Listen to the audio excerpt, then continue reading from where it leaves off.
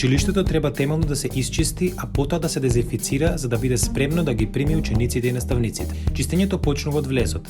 Влезовите се метат, чистат и мијат. Во холот, ходниците и училниците се празнат корпите за отпадоци. Потоа подот се брише со џогер и неутрално средство и се поставува знакот за лизгав под. Во секоја училница се бришат прозорците, клупите, столчињата, мониторите, тастатурите, глувчињата, вратите и кваките. Тоалетите се простори во кои треба да се обрне посебно внимание. Се чистат милниците и чешмите. Се брише подот со џогер. Околу веце школката и на неа се прска средство за чистење, а потоа се чисти со четка и се пушта вода. Се чистат зидовите, вратите, кваките, се ставаат средства за дезинфекција на раце и се полнат апаратите за течен сапун, тоалетна хартија и хартиени бришачи. По завршувањето со чистењето рацете се мијат и се избегнува допирање на устата, носот или очите. Техничкиот персонал се штити при работењето со опрема за заштита при работа. Работно одело, заштитни маски, заштитни очила, ракавици.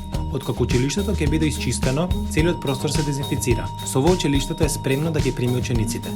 Чистите училишта се инвестиција во здрава средина за учење.